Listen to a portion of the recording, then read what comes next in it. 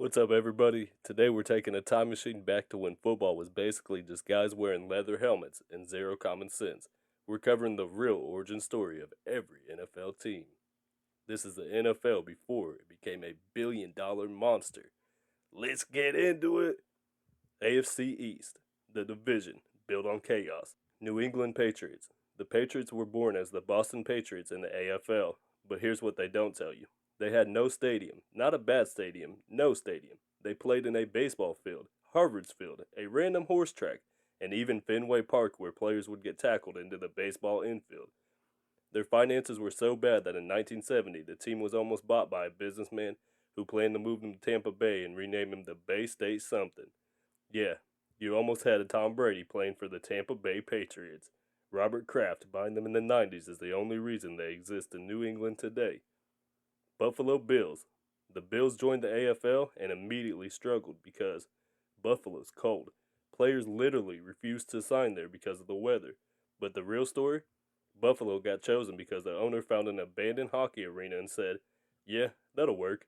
The stadium had only 13,000 seats.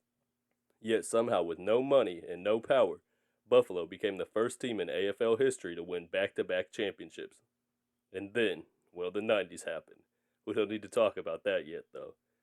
Miami Dolphins. The owner had a public fan contest and Dolphins won. But here are the rejected names: Sharks, Stingrays, Palm Trees, and the Miami Sunscreens. The Dolphins didn't become legendary until Don Shula arrived and built the only perfect season ever. Miami went from cute fish team to the greatest team of all time basically overnight. New York Jets. They started as the Titans of New York and were so broke that players sometimes didn't even get paid. The owner would literally run around the stadium collecting ticket money in cash so he could pay players right after the game. The team rebranded to the Jets because they played near the airport and because every other name was taken. Joe Namath showing up in 1965 is the only reason this franchise didn't die. AFC North. Pain, grit, Still and Poe. Pittsburgh Steelers. Originally the Pittsburgh Pirates. They were terrible for almost 40 years. Like, should we fold the franchise terrible? The owner literally drafted a player in 1940 who was already dead. True story. They finally became the Steelers in 1940 to honor the steel industry. Things didn't change until the 70s when they drafted Terry Bradshaw, Franco Harris, Joe Green, and Jack Lambert, all within a few years. Best draft luck ever. Cleveland Browns. Paul Brown didn't even want the team named after him. Fans insisted, and the owner said, "Nope, too late, it's the Browns now." They dominated from day one, winning the first four championships in their league. Then, Art Modell fired Paul Brown, stole the franchise, tried to move them to Baltimore. Fans rioted so hard that the NFL forced him to leave the name, history, and records behind. Cleveland literally forced the league to resurrect their team. Baltimore Ravens. When Cleveland's team moved, they needed a new identity. Fans voted on the Americans or the Ravens. Ravens won because Edgar Allan Poe lived and died in Baltimore. So technically, the entire defense of the early 2000s was inspired by Gothic poetry. Cincinnati Bengals. After being kicked out of Cleveland, Paul Brown said, "Bet," and made a new team. He named the Bengals as a homage to his old Cincinnati team and built them the exact way he built the Browns. They made the Super Bowl in the early 80s with a playbook that Paul Brown basically invented. The AFC South, new teams with big plots. Houston Texans. After the Oilers left, the city felt betrayed. Houston needed football. They considered names like Apollos, Stallions, Bobcats, and the Wildcatter. What does that even mean? Texans won because it was simple and represented the state. Fun fact, their first ever game was a win against the Cowboys. Instant fan approval. Tennessee Titans started as the Houston Oilers, moved to Tennessee in 1997, and played in the college stadium with literally aluminum bleachers. They rebranded to the Titans because Titans are stronger and more powerful. And then the Music City Miracle happened, followed by a Super Bowl loss by 1 yard.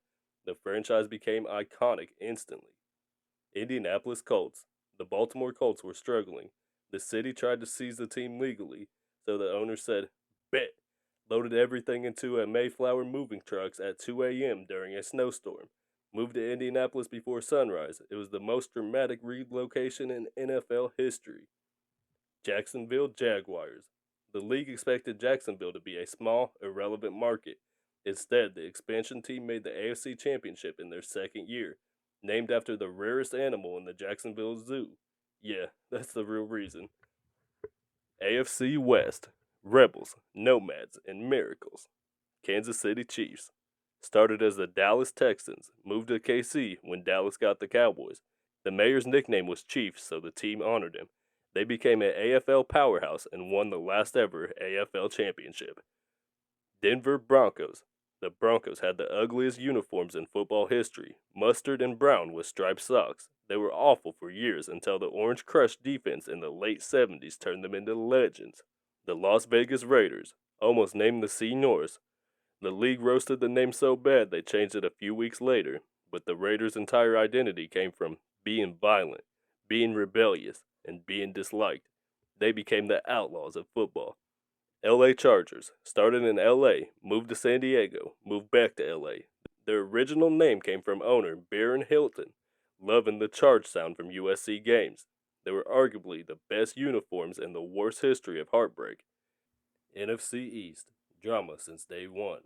Dallas Cowboys. The Cowboys entered the league in 1960 for one reason. The Redskins tried to stop football from coming to Texas. Washington literally had veto power over new teams. So to get revenge, the Cowboys owner put an NFL franchise in Dallas anyway, without Washington's approval. The original name options were Rangers, Steers, Wranglers, and the Dallas Armadillos. Yeah, really. Cowboys won because it sounded clean. Within a decade, they went from unwanted to America's team, mostly because their marketing department was insane for the 70s. Cheerleaders, primetime games, national branding. They built a brand before they ever built a dynasty. New York Giants. The Giants were bought for $500. That's right, $500 for a franchise that's now worth billions. They were named after the baseball giants to get instant recognition. For years, the Giants survived because they played in New York, not because they were good. But the real origin story is this. One family has owned them for 100 years, the Maras. They turned the Giants into a defensive identity, a family business, and a stable franchise in a chaotic city. The Giants basically invented blue collar football. Philadelphia Eagles.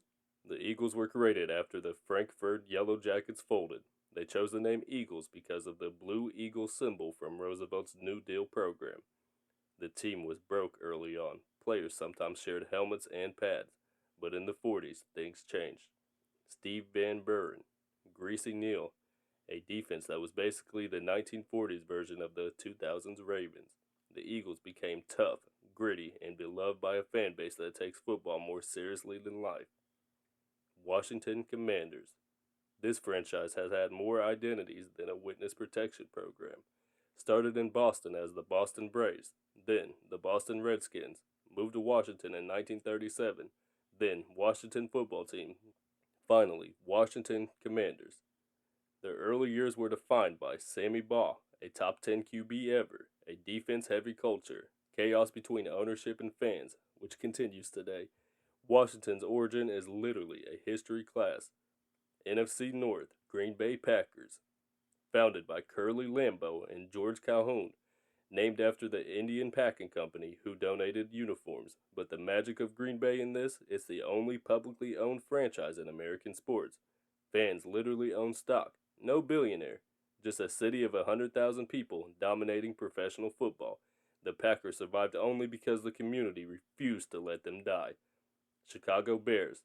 Founded as the Decatur Stanleys, owned by a cornstarch company. Yeah, corn started the Bears. George Halas bought the team for $100 and moved them to Chicago. He renamed them the Bears to match the baseball team, the Cubs. The Bears became a dynasty before dynasties were a thing.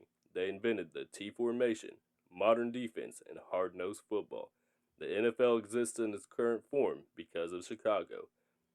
Minnesota Vikings.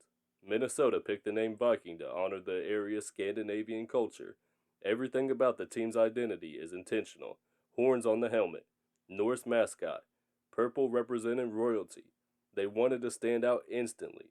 The 70s Purple People Eaters built the Vikings into a brand of tough defense and heartbreak. Detroit Lions started as the Fort Smith Spartans, a tiny Ohio town team.